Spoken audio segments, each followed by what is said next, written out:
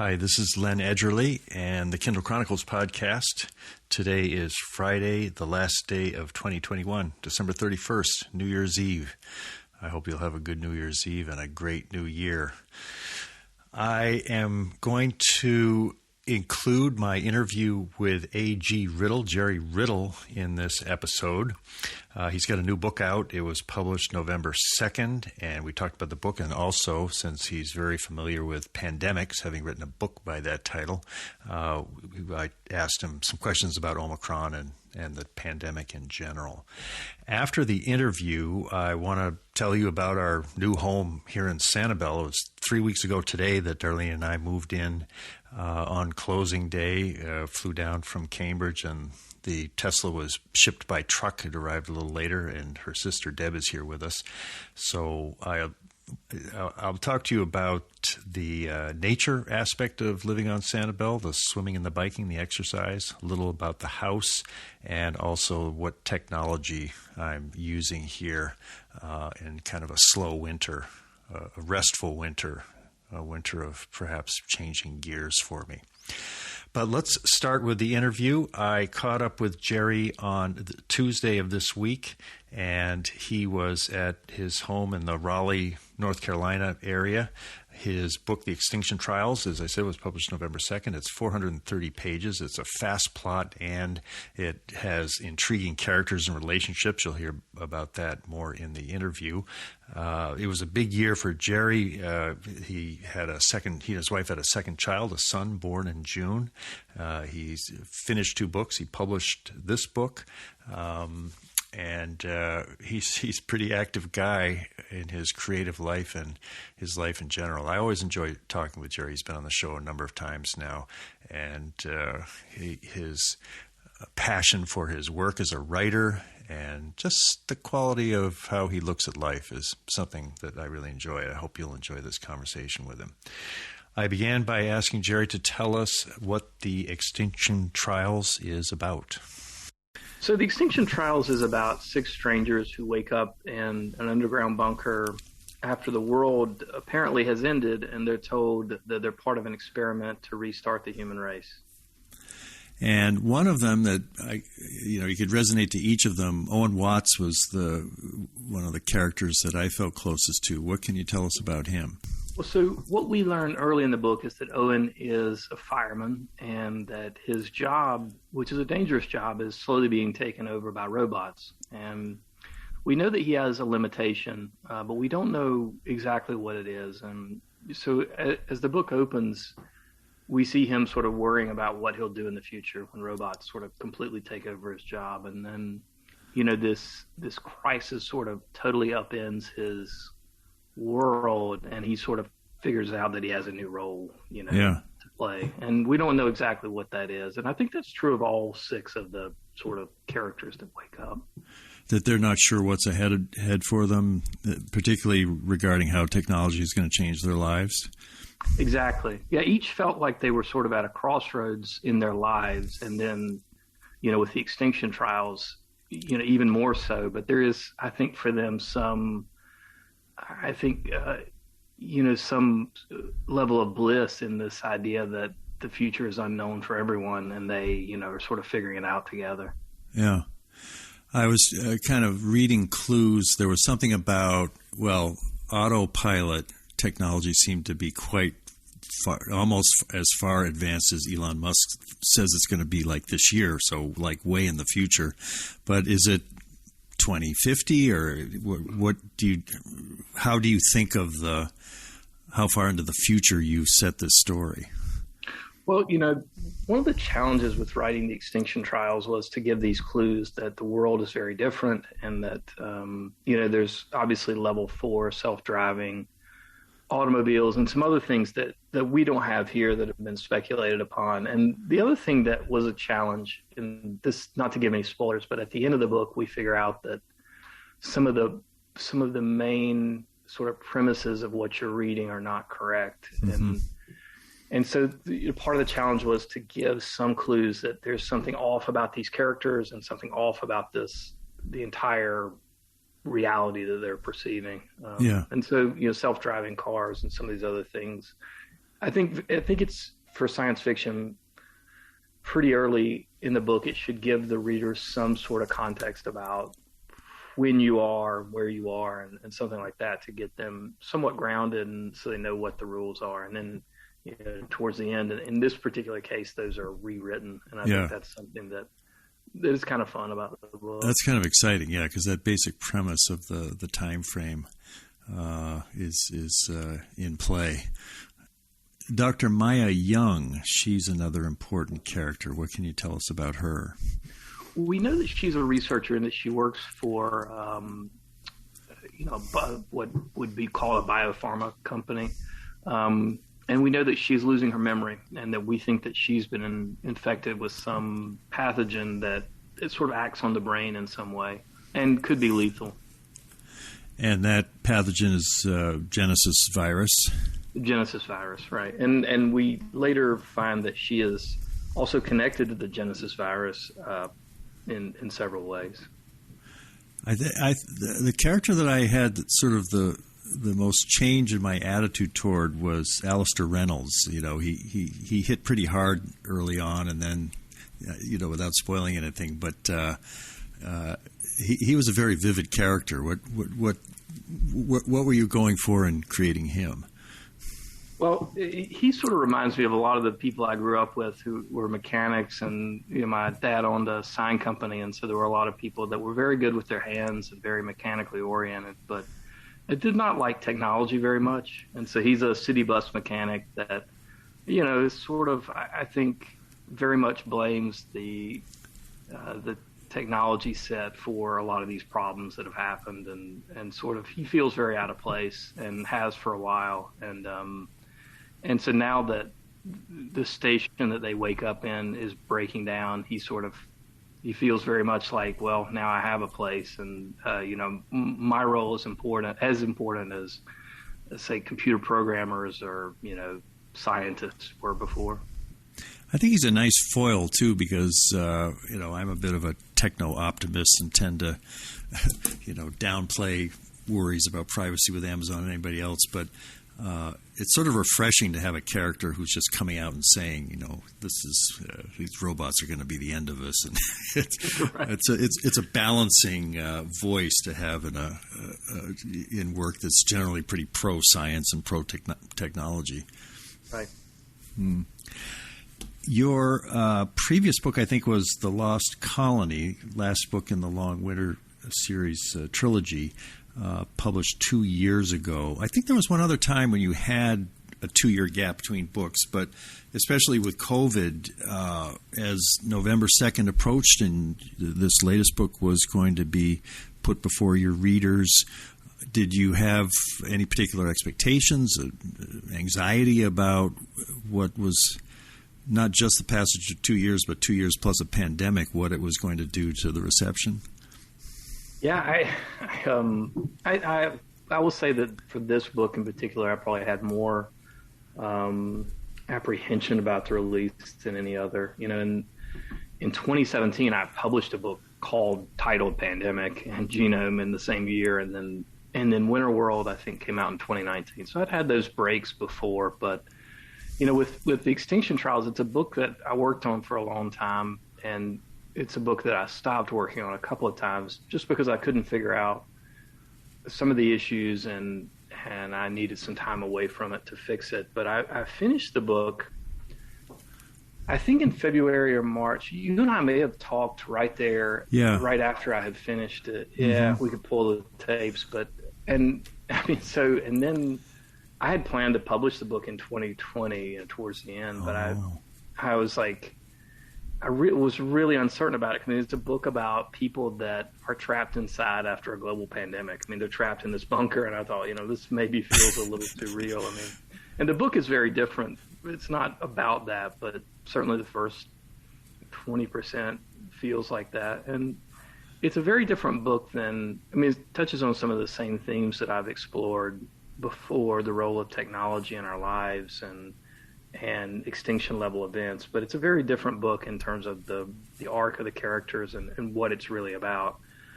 And so for all those reasons, it was very apprehensive. And I sent it to my agent, and I had actually sent him one other manuscript before that, a book that'll come out next year, hopefully. And he just loved Extinction Trials, and the UK publisher read it and loved it. And then my Hollywood agent, film and TV agent, read it, just was over the moon. So, I thought, well, man, it's ready. We'll go ahead and publish it. Yeah. And you sent out an email, I'm on your list, 2 weeks after it came out, and said it was it reached 1,000 reviews quicker than any of your other books. I'm pretty sure since then, well, you're up around 8,000 reviews now. The last 55 days, the reaction's been pretty positive, it seems. Yeah, the book has done really well. It's done well commercially, and then it has garnered a lot of reviews. And I think, one of the things about having success and being as fortunate as I have, you develop a large audience that has expectations about what you write. And I think the challenge, is to try to upend those expectations in a positive way. And, there's always some risk taken. I'm one who is still more apt to take the risk than not. And I think that, creates more enjoyment for me in the work, and hopefully I think is beneficial for the readers in general, but if they're looking for the same book over and over and just not able to do it, I think with as much joy, and so it's like some balance for me too, right? Yeah. And I would think too, you're sort of touching different kinds of readers. I think we may have talked about this earlier, but it seemed like the relationships between your main characters were kind of the center of the book. Like, how were these 6 people going to get along? And therefore, was humanity going to survive? Where some of the others, there was more plot-driven, more technology. Exactly. And I guess that's the risk, the creative risk you took. And I think it's some of the most satisfying stuff when you see these people mashed up with each other and the different ways that you have that come out. But I don't know what that demographic is. People that like romances are going to be drawn to this one more than the other ones. I don't know. Yeah, but you're right in that was one of the things that drew me to the story, is that I'd written 9 books that were really about people using technology or their knowledge or their smarts or their physical ability or the ability to fight or something like that to triumph and to resolve the central conflict of the story. This story is really about people using their values and what they believe to sort of come out the other side. And I think the world has, in my view, the world has taught us how important that is. Literally, what you believe and your values today, could mean the difference between life and death. Yeah. And not to get into any sort of politics or anything like that, but sort of what your perspective on, the science of what you're being told, or what, how you choose to conduct your life, I think is real. Growing up in my parents' household, that was what was impressed upon me. It wasn't win at all cost. It was, how did you play the game, and how did you conduct yourself? And those things are important. And so the story really is about these 6 people who have very real differences in their beliefs and their perspective on technology and all these other things, sort of coming together and working together for the greater good and to figure it out. And I think that was personally what, for me, drew me to the story and was pretty satisfying about writing it.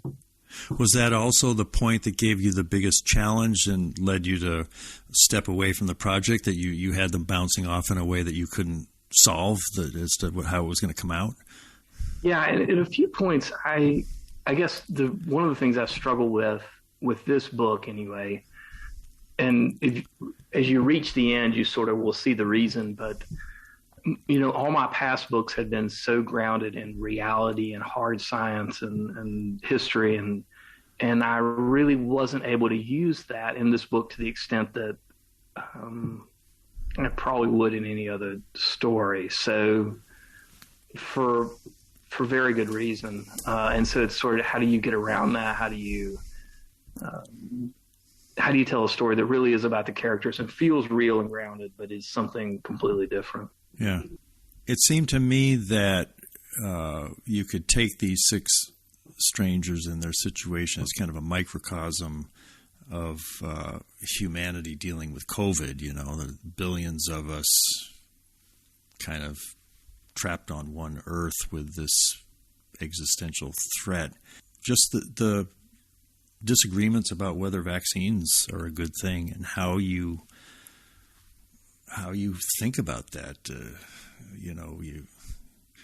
Should everybody be free to think whatever they want, even if what they think is a threat to humanity because they're not getting vaccinated? Was that reality of the pandemic and how people are dealing with each other in the midst of it sort of at play, and especially in 2020 when you were working on finishing this book? Well, not really. I mean, when I wrote my draft, it was really pre-COVID, and I was editing the book. Certainly, certainly things were unfolding, but it wasn't. I guess that was pre-vaccine too. You hadn't really pre-vaccine, yeah, and it's. But I think some of the themes are certainly valid, I think, in that you see the resolution of the central conflict being more about how people conduct themselves. And I think we're at that point in the pandemic, right? Like, we have a vaccine. I mean, I live in Raleigh, North Carolina, and the Triangle, Duke University announced that all their ICU beds, everyone with COVID in ICU is unvaccinated. Wow. And that's, I think, a pretty telling stat, and I think it's very unfortunate. And it's like, but I do see some areas for hope. I mean, Omicron seems to be a milder variant in terms of the effect that it has on vaccinated, at least, individuals. And if it's displacing Delta, then I actually think it's net positive, although it seems extremely contagious. I mean, I think 22% of the tests in North Carolina yesterday came back positive. Of the people who took a test, over 1 in 5 were positive, which is, I think, an all-time high. Do variants like this just keep coming, or are we on some kind of an arc where you can see the different kinds of variants and their effect on us as a population? What's ahead after Omicron? It's a good question. I mean, there's likely been hundreds or thousands of variants. I mean, the problem is that some variants are not successful or do not replicate and amplify enough to get discovered and become dominant, right? And so Delta is one that had a survival advantage over, the initial, SARS-B or whatever it was, and then Omicron has a survival advantage over Delta and will become the dominant strain. There's one school of thought in that if Omicron is incredibly as successful as it looks like it will be in terms of infecting virtually everyone who comes in contact, after that you should have some antibodies to obviously to Omicron and probably to other similar variants, right? It depends on just how close it is, right? Like your body's immune system will say, I've seen this before, I know how to deal with it. And this is also what a vaccine does for you, is sort of programs the immune system to neutralize viral particles. But the idea, the sort of optimistic scenario would be Omicron circles the globe, and then after that we don't really see a lot of COVID cases. I mean, I think it's reasonable to assume that there will be an annual winter outbreak of some COVID strain.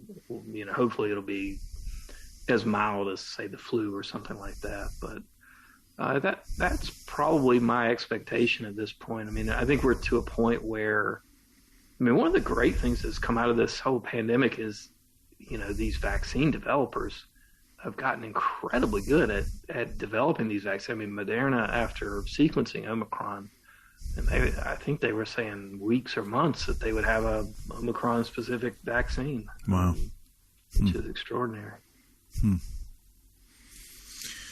Well, in the week or two ahead, this is where I asked Darlene and her sister, I said, I'm going to talk to Jerry today. What are the pandemic questions you'd like to ask him? So these are out of our own personal set of questions.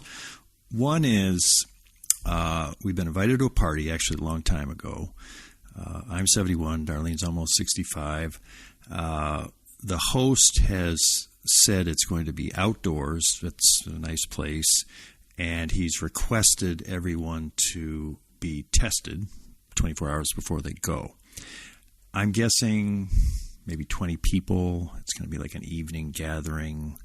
Where we are now with Omicron, would that kind of a setting concern you? Or It's a tough one. I mean, it sort of comes down, do you guys have your boosters? Or yeah. I mean, the booster is going to convey a lot of immunity.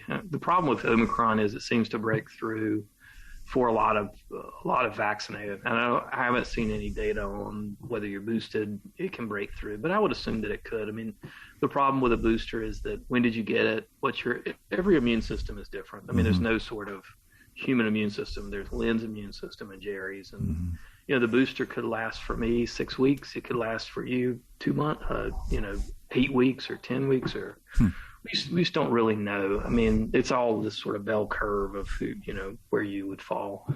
The other thing I would say is that 24 hours is a very long time for the Omicron virus. I mean, someone could take a test yesterday afternoon and get it, the next morning getting coffee at Starbucks or something like that. I mean, so I also think Omicron is extraordinarily contagious. And so what I would say is that you're talking about the hotel, I assume, or is it residences? Yeah, I mean, there's just a lot of people going through a place like that. So it's even if it's 20 vaccinated people walking through the lobby, what is your risk? I don't know. But what I would say is that in the event that you do contract Omicron, my expectation is that unless you are immunocompromised or have some sort of very fragile personal health, you're going to be okay if you have the booster. So for that reason, I would probably do it. I think especially if you haven't done a lot of social things and you want to. Yeah. If you're just sort of on the fence and don't really feel like you want to, it's probably not worth the risk. So it becomes sort of a personal preference. But that's how I would look at the risk in terms of what is your personal risk. There's no real way to handicap any sort of group. I think it's very tough to handicap any sort of population's risk. Now, my daughter's coming down with her 2 boys and her husband mid-March, and they've all, she's got the booster and the vaccine. The kids have both had 2 vaccine shots. 2 months from now, or let's see, that's actually more like 2.5 months, Omicron's basically everywhere, and we're in a different kind of a situation than we would be today, 2.5 months from now. Omicron may be gone in 2.5 months. I mean, the virus spreads so quickly. My expectations would be a peak in mid-January or maybe even late January. I mean, it's sort of like you're seeing it. You can see it as a storm moving through. I mean, it's in the airline staff populations. It's in the population of people working in retail or food service. And then it's going to move into the general population. It's just terrible timing, honestly. Like Christmas and New Year's, it's like the absolute worst time to have Omicron moving through the country. But it's like a storm that's going to pass. I think South Africa's already peaked and is declining. Although I think they were heavily vaccinated. I'm not sure about that, but my sense is that February maybe looks more like November, and March looks more like October or something like that. Yeah, well, that's what I hope. Yeah. Back to the book. These topics are sort of related, but as usual, you raise some pretty big questions, like the extinction of humanity and what might come after it, and what's our destiny as humans. And I was thinking of your new son, he will be my age in 2091, 71, and since you kind of hang out in the future and think about these things sort of from a philosophical, psychological point of view, do you have an image of what you hope his world looks like 70 years from now, and what are the aspects of it that you can kind of see through a glass darkly at this point? It's a great question. What's wild to think about him being 71 in 2091, isn't it? I mean, look, my expectation would be that population growth is probably the world's biggest problem. I mean, even among my, I'm 42 years old, and among my peers, it's you don't need kids to farm your land or work in your grocery store machine shop anymore. And it's something that I think we all have this biological imperative to do it, to a certain degree or not. And people worry about the population in the third world getting large, and certainly it will continue to. But if you look at countries like Germany, where population decline is a real issue, I think that's going to be an issue. And I think, robots probably largely do the manual labor. And so we as humans will have to sort of figure out where we fit in a society that will sort of emphasize what you can contribute intellectually, right? And I think, or individually. And so I anticipate that, technology will be more heavily regulated, and, social media will be something like a utility, like a power or water or natural gas or something like that. And then I think that by then we've probably figured out the role of technology and what sort of impact it has on us as humans. I mean, you think about things that were revolutionary at the time, like, gasoline and the combustion engine. Mm-hmm. And,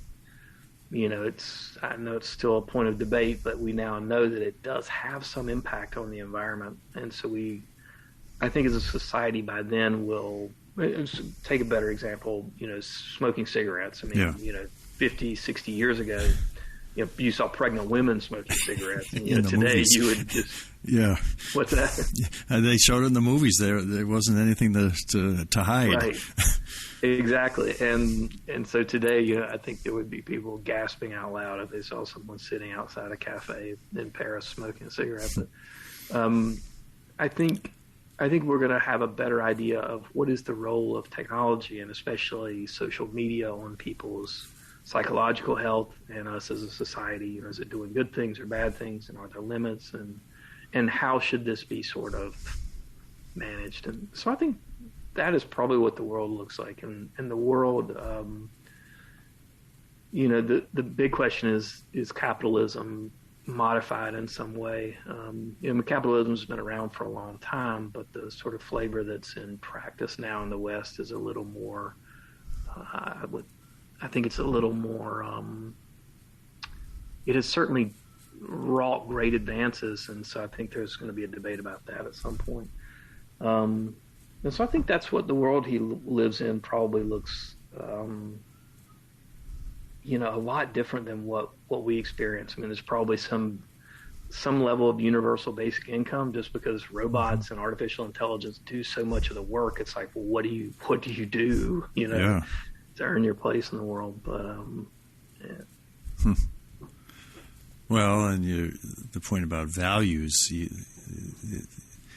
to the extent values are timeless, it's not too hard to project out 70 years and hope that he's going to get a good upbringing from loving parents that are going to pass along the same values that you picked up. And that, to me, is kind of a satisfying thought, to think that those values will help a human navigate just about any scenario.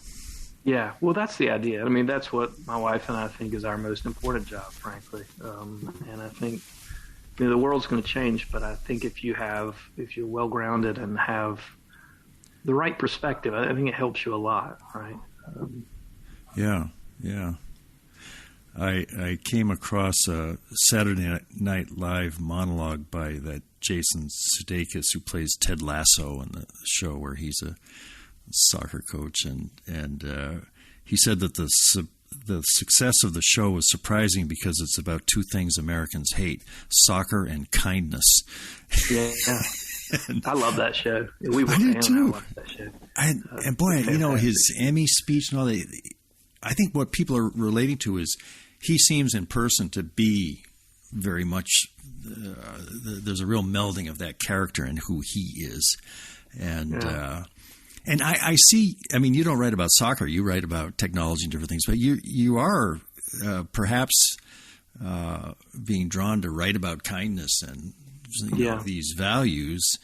And I guess the thing that's fascinating to me is he's right that it was surprising that a show that was based on those kinds of values, I mean, maybe it was the pandemic, maybe people were just ready to get a good dose of those kind of values, especially when they're funny, especially when the show is so creative as it was. There's so many things that had to go right for that topic to be presented in a way that people could resonate with. And I mean, is that something you kind of aspire to thinking? I doubt this will be the last book you're going to be having values play a role in, and but it's a challenge to do it in a way that doesn't just sound preachy or you know, it's an easy pedestal to fall off of. And how do you think? What did you learn in writing about it this time, and what do you hope to do better next time you put that important topic to you in front of your readers and not have it sound hollow, that lifts them up and like Ted Lasso does? Yeah, well, that's a great question. And I mean, that's sort of, I think for me, you know, this is perhaps one of the books where it is the most overt. And I did that intentionally. I mean, this is a book where the sort of central theme and the resolution of the conflict is something that I feel strongly about. I sort of look at the books probably a little differently than I did at the start of my career when I had no kids and was unmarried. I mean, it's the book I would want my kids to read, and you know, I don't mind being a little more overt with it. I mean, I think one of the sort of takeaways and learnings for me is, you know, this is the first book where I've been like, you know, this is why you succeeded, and this is sort of what it's about. At one point in the book, and I think what could be considered preachy for some readers is not preachy for others. And you sort of, I think what's incumbent upon us as authors is to sort of learn from every release and try to figure out, you know, where is the audience, and I think that's not a matter of writing. I think it's a matter of editing and what you publish, and that's, I think, a very important differentiation. I think you can, for me at least, the only way to stay sane is to write the book that you want, and then to sort of, you know, put your career hat on and think, well, you know, what is right for this book to be published and what's right for my career. And I am sort of heading more in this direction of talking, you know, sort of the first part of my career was talking about the scientific and historical ideas that fascinated me. But I'm, you know, the things that fascinate me today, and maybe it's just because of being a parent, are really more around values and sort of lessons, life lessons that we can learn to live a better life. And I think those are the books I love. And I love reading one, you know, something that helps me go back to my life and improve. And so I think those are the kind of books I'm trying to write. And the question is it's always how overt and how do you treat the audience? And the audience wants to be respected, and the audience that's reading this book is obviously very sophisticated and very intelligent. And so it's a fine balance to strike, but I think you never get it 100% right. I mean, there's some people that will walk away thinking, oh, I don't get it, you know, still don't, you know, no matter how overt you are. But yeah, I do think that's the challenge with that type of book. As you're talking about it, I'm wondering, have you ever thought about trying a children's book? Well, I'm actually writing a young adult book right now, in fact, which I'll probably do under a pen name. But that's, you know, writing for younger readers is something that attracts me, and I think is fun. I mean, it's fun to sort of challenge yourself and mix it up, and I think the sort of stories that I'm interested in working on are probably going to resonate more with a younger audience that is more apt to dream and is more open to ideas. And yeah. And they're feeling their way about how to be in the world. So, you know, if you can offer useful and entertaining tips on that topic, that ought to be pretty successful. That's great to catch up. And I'm afraid that it was so easy to ship that Tesla down on a truck and then meet it 5 minutes away from the house. I'm not sure I'm ever going to talk Darlene to driving back, but if it's possible in April, I might be seeing if I can swing by to see you. That would really be a treat. We'd love to have you at the house. Yeah, we'll definitely keep us posted. And we have in the garage, we've got it's not a supercharger, but we have like a 50 amp circuit that would probably charge it a little faster than normal. Oh, yeah, that would be great. 3 charging stations. My wife has a hybrid Volvo SUV now. Uh-huh. Yeah, we've got all kinds of adapters that I think that we'd be able to plug into it. Well, that might be just the maybe what I could do is we could drive up to Raleigh and then ship the car from Raleigh to Cambridge and then fly up from Raleigh. So something like that. Yeah, you could. Yeah, we could drive you to RDU, and we've got a pretty good airport. So. Well, I've been looking forward to this for 2 or 3 years now, and I haven't given up the dream. So by hook or by crook, we may show up at your door. Yeah. Well, it's great to see you, and congratulations on the addition of the family and the book and all else. It's you certainly haven't wasted your pandemic. Well, we've been very productive, both me and my wife. But we're very blessed, and it's sort of going through that. It reminds you how good you got it, Yeah, for sure. Well, I hope you enjoyed that conversation with Jerry. One of the things I resonated with him this time, and as has been the case in the past, is how grateful he is for the life that he's leading.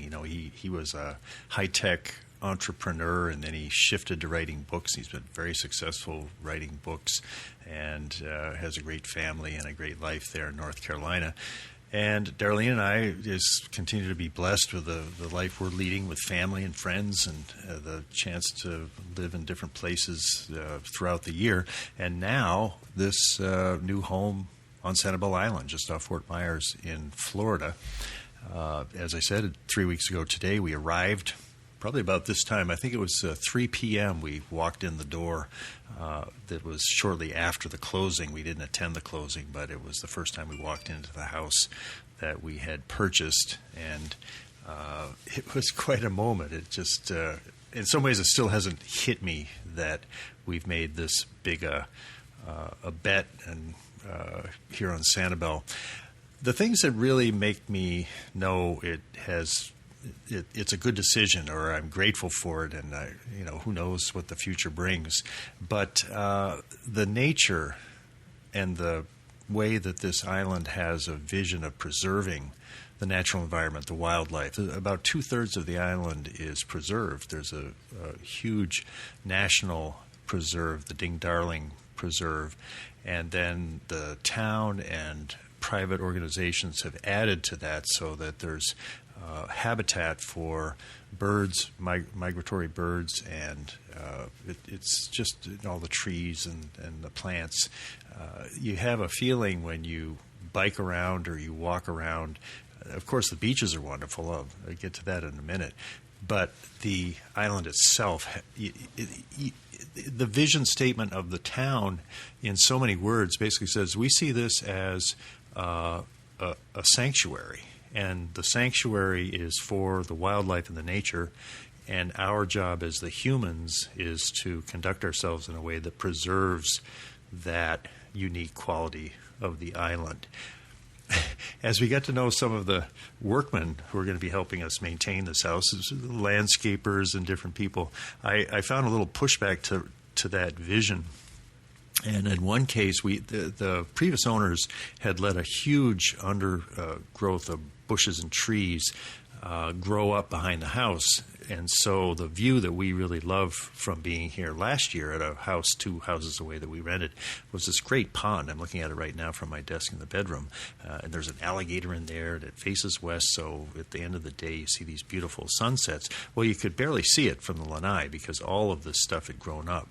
So we hired a guy to come in, and he and his crew cut down so that we would see the pond, and it just made a huge difference.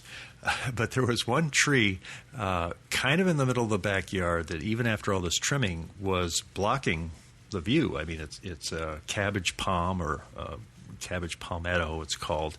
And it's a native tree. So it's a tree that Sanibel, which has natural resources staff hired on the city staff, they're very protective of. And there are regulations that say you can't just cut them down, and you have to get a permit if you're going to move one, if you put in a pool or something. And I get the feeling that a lot of people in this kind of situation might have said, this tree's blocking my view, down it goes.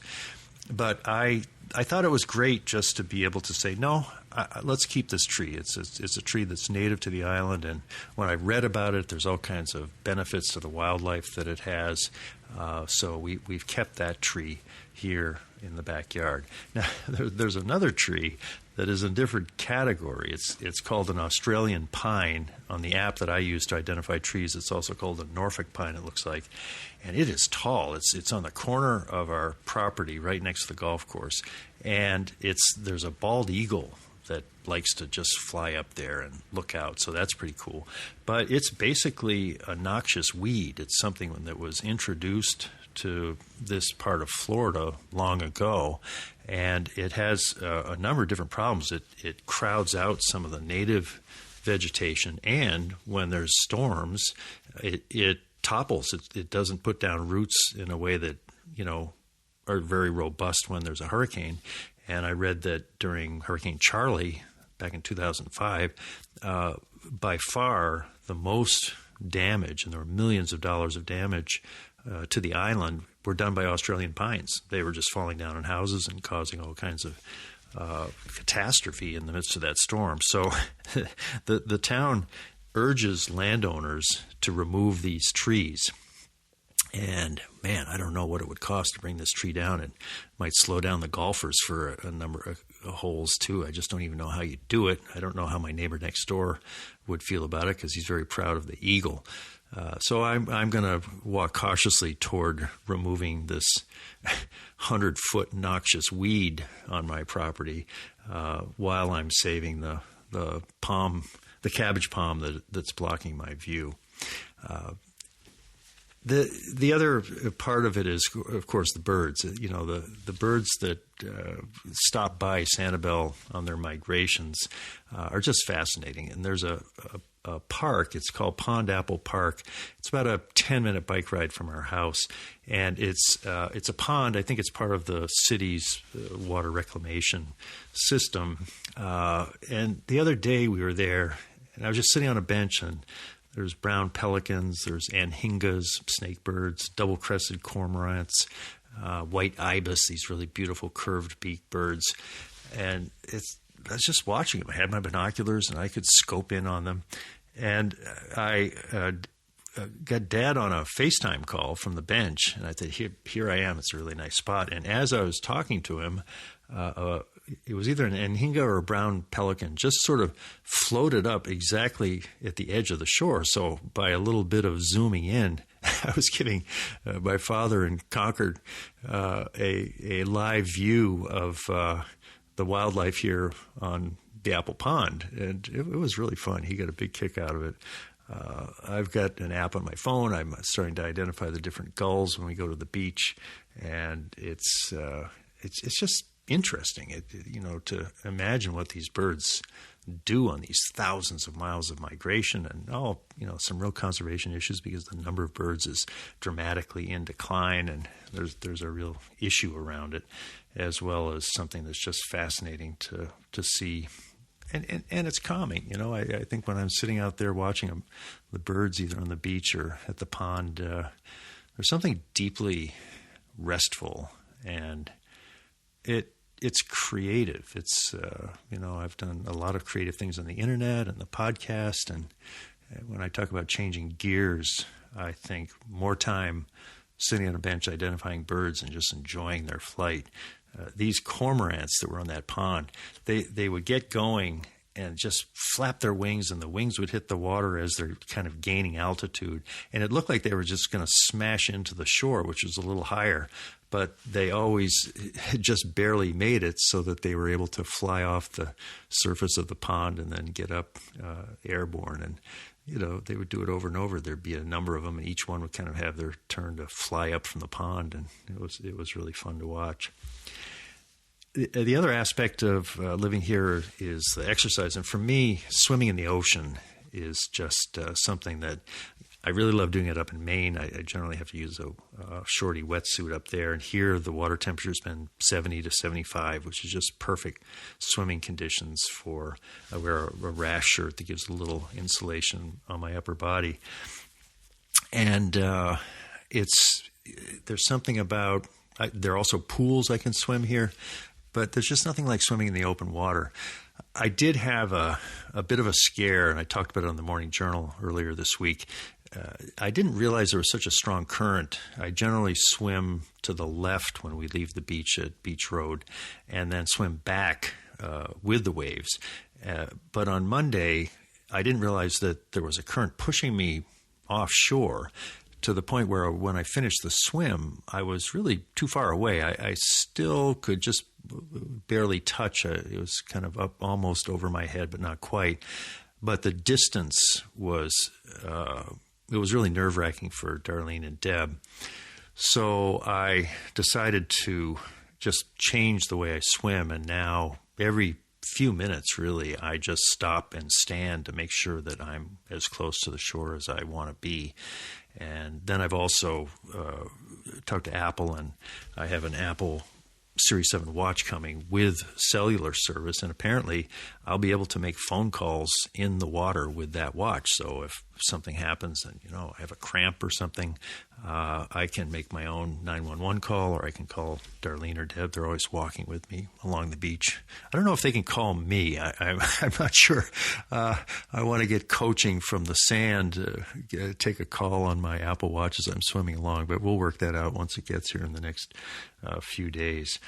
But it's a great experience, and it's good exercise, of course. I've got knees that are problematic, but there's something about swimming. My legs never feel stronger than after I'm doing that.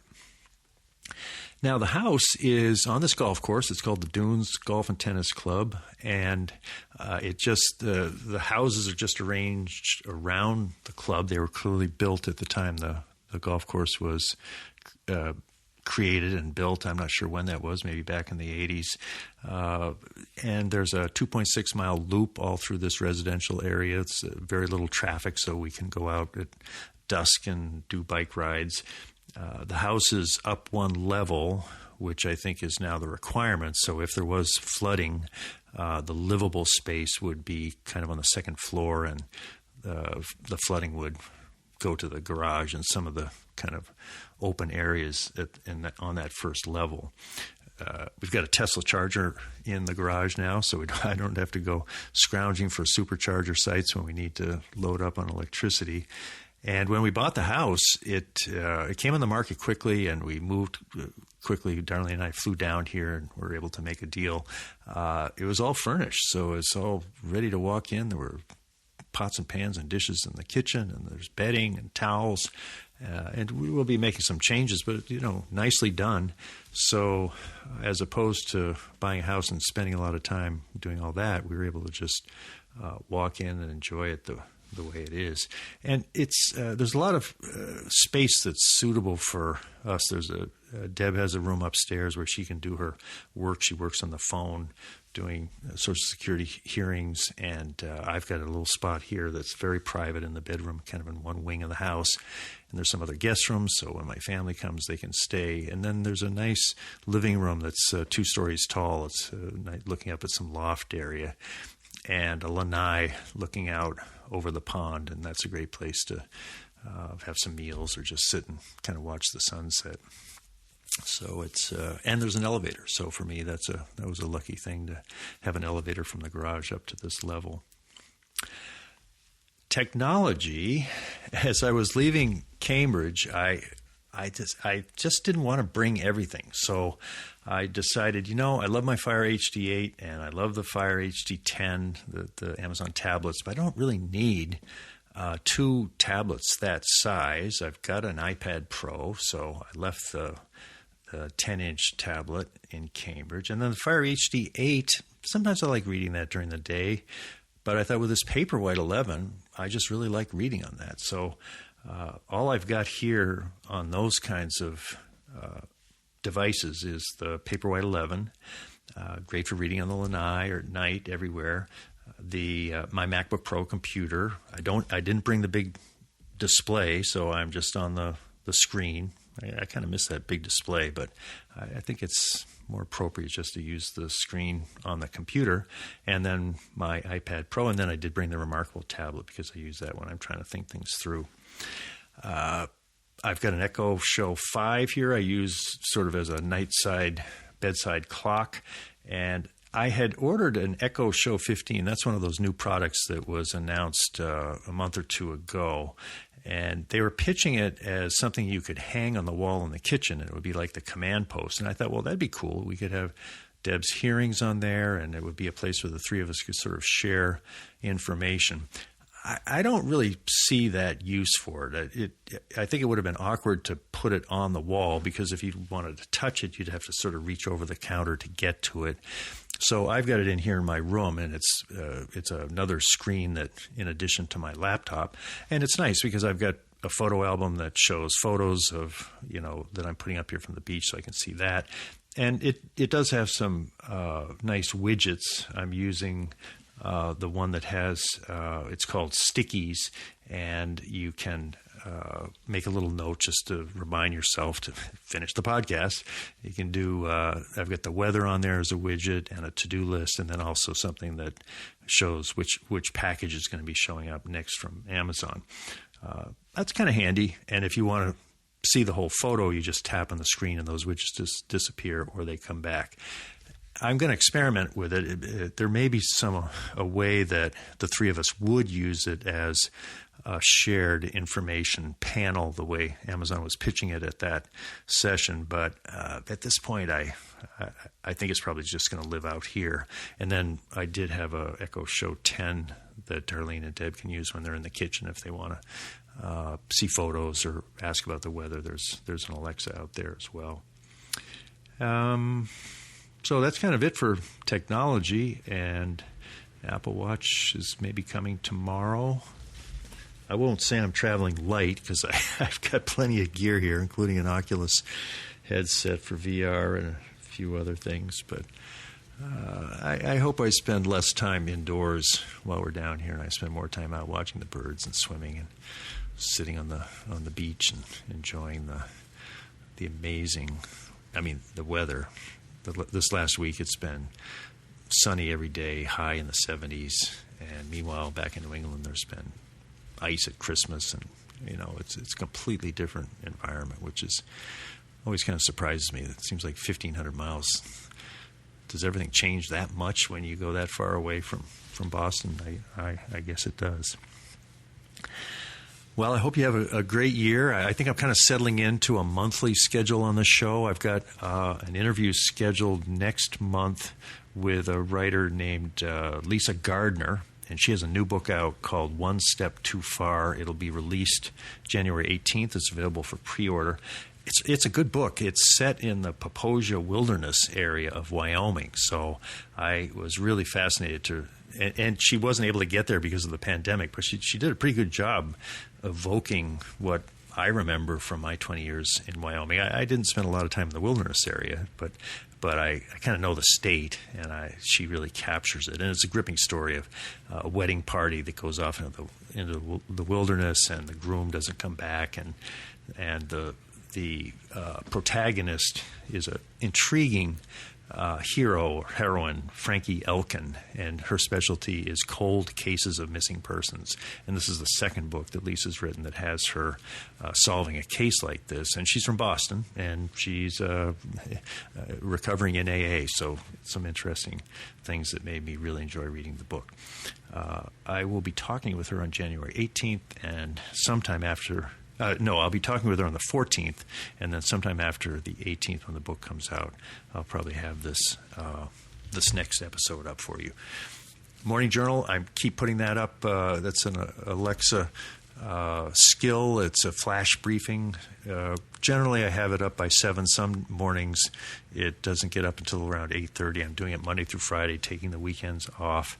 And if you're interested in hearing, it's just a daily 5-minute musing about what's the latest on the island and what we've learned or what I'm reading, the usual stuff, you can tell your Alexa device, Alexa, enable morning journal, and then when you want to listen to the daily episode, you just say, Alexa, flash, and it'll come up. And if you have other flash briefings, they'll come up as well.